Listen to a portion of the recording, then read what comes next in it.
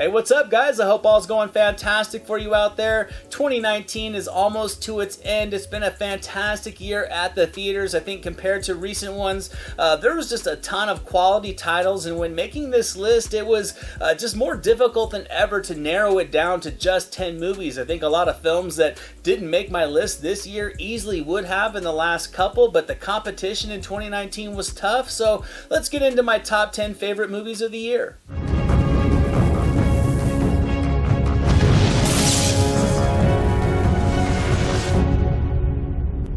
Coming in at number 10, I had Ad Astra. Now, I have no doubt that I love this movie a lot more than most people did. I think people just kind of went into this movie expecting more of a technical space-themed film, and when it ended up delivering a slow-burning family drama set in space, that it ended up being a letdown to a lot of folks. I personally thought it was the perfect blend of massive science fiction epic with intimate human emotion. Brad Pitt was fantastic. He brought more than enough layering to this role to invest in as the viewer. The more the story explored his life, the more connected to him I was, the more I understood why this mission was so important to him, and it kept me intrigued. I think the direction from James Gray was immaculate, as was the cinematography. It results in just a visually stunning movie in all the subtle ways you want from a story like this. It was effectively tension-filled when needed. It was emotionally touching as well, with enough unpredictability to make it easily compelling from start to finish. Coming in at number 9, I had Parasite. I seem to like this movie the more I watch it. I think it weaves a perfect blend of suspense, humor, strong dramatic intrigue, and unpredictability. The cast performances thrive with a very natural chemistry as you have one family infesting themselves into the lives of another. The story creates a strong looming tension, and through the themes of class separation, I think the motivation of characters on each side of the family is really explored. It captures the desperation of living in poverty and the vulnerability that comes from wealth and being insulated to how others live, and how just financial instability can create a lot of desperation in people and the things that they're going to do. It was a very subtly tense film as an innocent con slowly spirals out of control, and with a natural sense of humor in the writing, it makes the movie, I would say, that much more engaging, which makes the suspense hit that much harder, and it makes it stick with you after the end credits roll.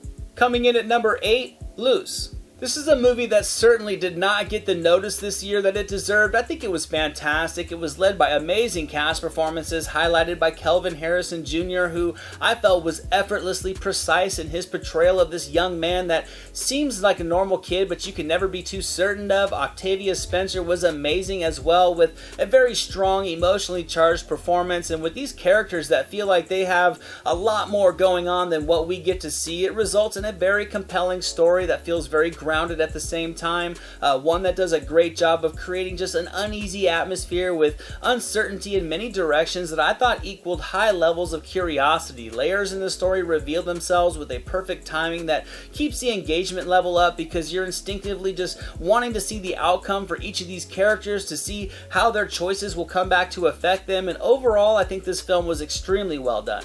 Coming in at number 7, I had The Nightingale.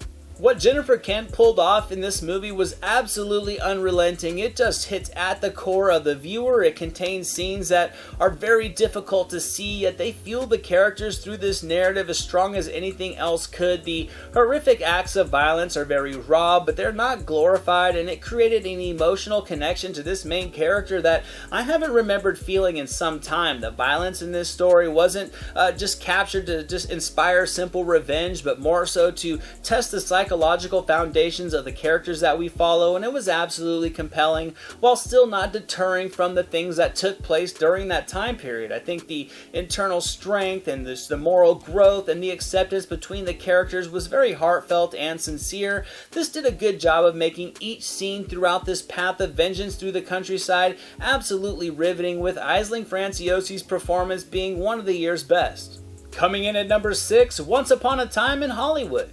I ended up enjoying this movie much more than I was expecting to. I loved stepping back into 1969 Hollywood with this collection of characters. I also loved that despite having a star-studded cast, that Tarantino subtly made Hollywood and the filmmaking business as the star of the film in a way. I think DiCaprio was fantastic and just effortless as this fading actor who's seeing the business leaving him behind. Margot Robbie was great as Tate and just captured that bright-eyed perspective of Hollywood and a sea of possibilities abilities. For me though, Pitt was the anchor of it all. He just poured himself into the role of this mysterious but charming stuntman. I loved every scene he was in. The dialogue was very witty, it was humorous, tightly written, and the performances from this cast easily carried the show for me. I loved the chemistry between Pitt and DiCaprio. They absolutely sold themselves as longtime friends, and the wild finale was simply amazing in all the Tarantino ways that you would want it to be. Coming in at number 5, I had Knives Out. This was such a surprisingly entertaining mystery. The ensemble cast to me was the perfect collection of actors, and with a smart, clever script from Rian Johnson, everybody has a moment to really let their personality out and let it shine. A good whodunit is not always easy to pull off, but I think this one turned out to be a great one. The layers of the crime are peeled back with a nice, smooth balance amongst all the cast, really diving into the dynamics of this family in a very charming way. The variety to the delivery of the humor was consistently witty. There's charm and intrigue that flows through the dialogue, the physical performances, and the timing of the situations as this narrative progresses. The production design and the direction, I thought, really did a good job of creating a warm atmosphere that easily invites the viewer into these eccentric lives, and with a fresh sense of humor and a plot that keeps you guessing, it was incredibly entertaining. Coming in at number 4, 1917. Now, there have been a ton of war movies done over the years, but I can say none have quite been done like this one before. This one seamless shot approach to the story was absolutely impressive from a technical aspect and 100% emotionally gripping from a storytelling one. It opens on these two soldiers, and it does not leave them for the entire runtime, which creates endless amounts of intensity that hits with a lot of impact because of its overall authenticity. I think Mendes and Deakins created just a visual masterpiece that effectively drags the viewer into World War I with these two young men who have no idea what lies ahead of them. It's riveting to follow these men as they face many perilous situations that test not only the human spirit but just the will someone can have to survive. The dialogue is very genuine. It connects you with these characters to invest you in their journey very well, with I would say all the visuals silently completing the story of this war, and it just makes this movie the complete package. Coming in at number 3, The Irishman.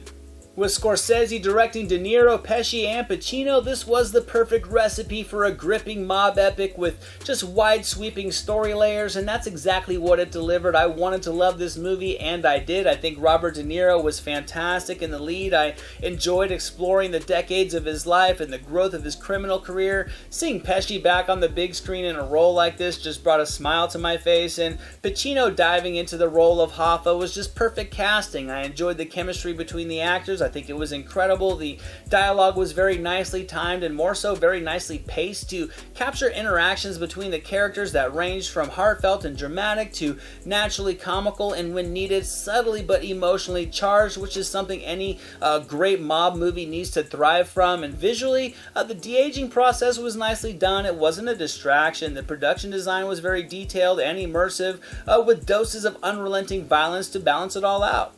Coming in at number 2, I had Uncut Gems.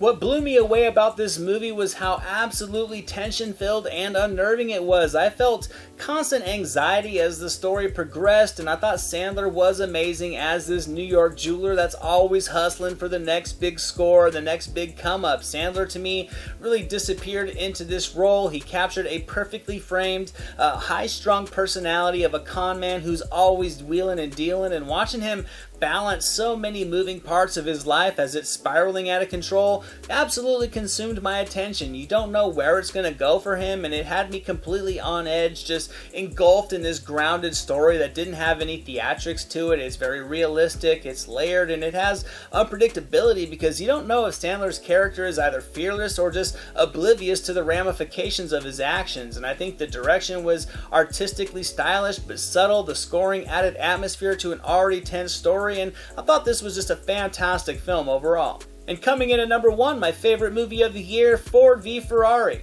I was really surprised when this movie made my number 1 spot on the list. I was expecting a well-made biopic with a collection of solid performances, but I gotta say, I think it delivered on nearly every facet of filmmaking. I think the writing was very tight, it was genuine and tailored to the personalities of the characters. I think Damon and Bale were both top-notch, as was their chemistry with one another. The supporting cast overall was phenomenal, headed by Tracy Letts. The production design and the cinematography just did a great job of pulling me back into the era of racing with a string of adrenaline-pumping sequences that capture the dangers and thrills of the sport, but it was also about internal growth and friendship, the difficulties of not only building a car, but building one that could race Le Mans. It also explores layers of business interference, and it tops it all off with just a crisp musical score and some very polished direction from Mangold, making it the most complete movie of the year and my favorite. And that was my list, guys, my top 10 favorite movies of 2019. It was tougher than ever to narrow it down to just 10 movies, but these are the ones that made the cut. Now, I want to hear from you guys. There were so many great films this year. Let me know down in the comment what some of your favorites were. Thank you so much for watching this video, guys. I hope you enjoyed it. If you did, drop it a thumbs up, leave a comment below. I'd love to talk movies with you guys. Share it with your friends, and without question, hit that subscribe button and the notification bell so you can never miss a video. Here are some links to some recent reviews just in case you missed them. All my social media links and the link to our official website are down in the description below, and I'll catch you next time.